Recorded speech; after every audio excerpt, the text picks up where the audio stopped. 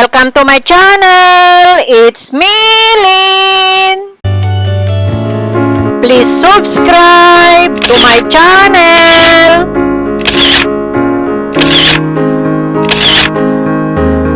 Ring the bell button, like, and please share! You need to cultivate the farm before you plant the palay. We use machine to cultivate the field. We call it kuliglig. This kuliglig is very useful to us as farmer. We use the kuliglig to transport the harvested palay and to cultivate the field for planting palay. I am going to share the stages of growing palay from transplant to harvesting. Planting rice in my town in the province, there is no season, especially in Malig. We plant palay in Malig.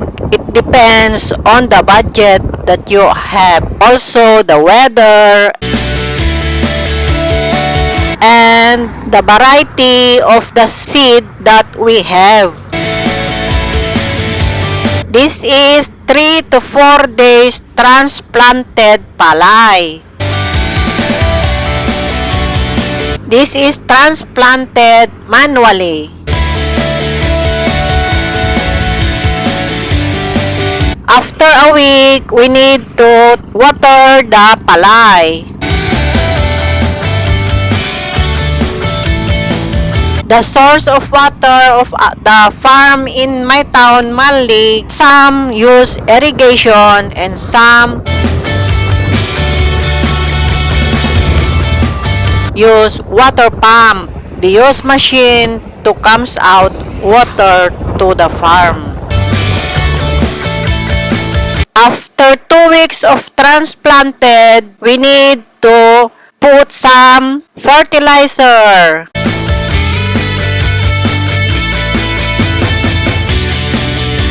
The water we use on the palay is irrigation from the government or pump well. We use a machine to bring out water to water the palay farm.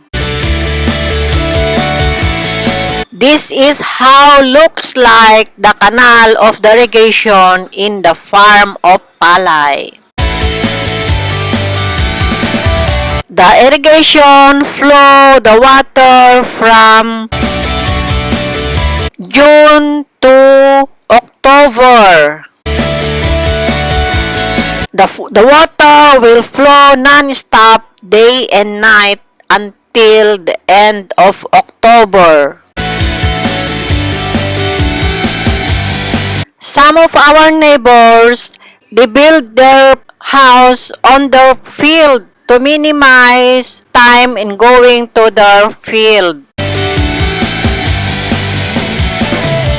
Planting rice, you need to supervise your farm every day to check for the pests and check for the water level of the plant. Also, check if some animals destroy your farm. You also check if there are grass that grow inside your farm. That is not good. The grass will eat your fertilizer, not your palay. There are places or barangays in our town that there is no irrigation. We use pump well. This is 1 month old from transplant. In my town, we don't plant palay together. Regular planting season will be 2 cropping a year. In my town, Malig, we do 3 croppings a year. That's why we never get hungry. but we don't have season in planting palay. This is 75 days old from transplant. This stage done already one stage of fertilizer. There are varieties of palay. Some are 90 days to harvest and some are 120 days to harvest. Look, the other side of the road is still cultivating the field. Across the road, the palay is already 1 month old.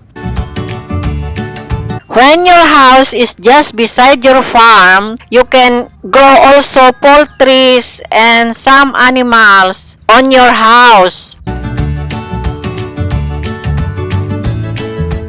And let your animals or poultry to find their food on the field or in the farm.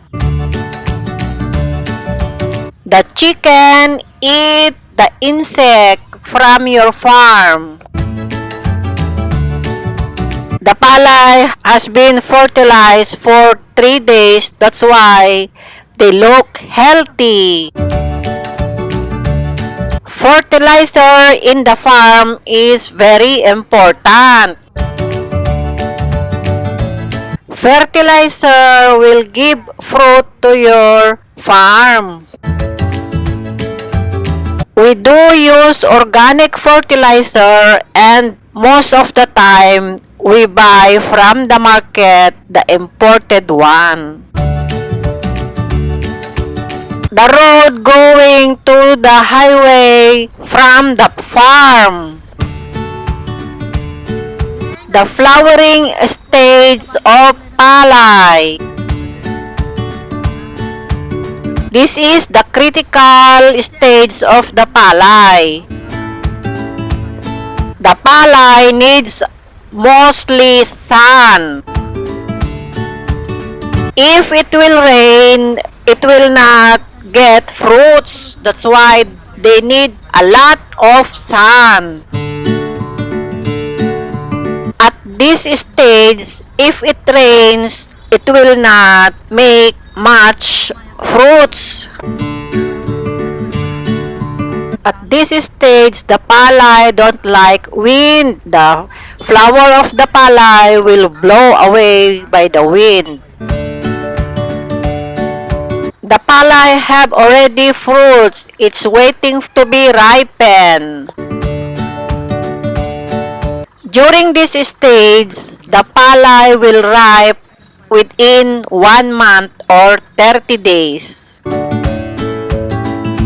We pray for this stage that the sun will go light all through until it will be ripened to bring abundance harvest. The palay are healthy. One way to transport our harvest is the cart with carabao. This is the look of the palay when it's healthy. The road that connects to the highway to transport our harvested palay. My father, who is 83 years old. This palay is about to harvest in 2 weeks. Some of the road inside the farm, your four-wheel can enter, and some of the road only the cart with carabao can enter and the kuliglig. This palay is not that healthy. One reason is no sun during flowering stage. The palay have a sickness or disease. They call it ulmog or fungi. When the palay have fungi, you will have losses.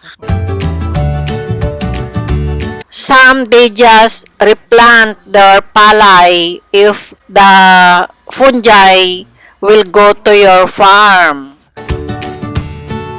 To avoid this, you must look after your palay every day to anticipate disease in your farm.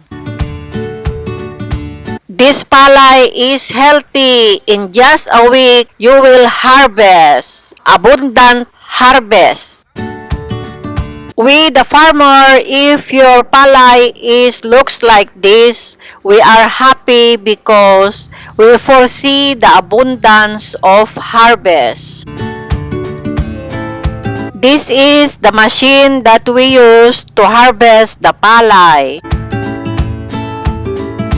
For 1 hectare, it will only take 4 hours to harvest the palay. The area is 10,000 square meter. On the year 1990s, we harvest palay for a week because we manually harvest the palay. This is the look of the farm after harvesting via the reaper or the machine. There is also a shed to have rest while waiting for the machine to harvest. When your field or farm is dry, this looks like after harvesting the reaper or the machine. This is the look of your farm if your farm or field is full of water and the machine is very hard for it to move. The reason why it's watery because of the irrigation that our neighbor are still using, because not everybody are the same planting time.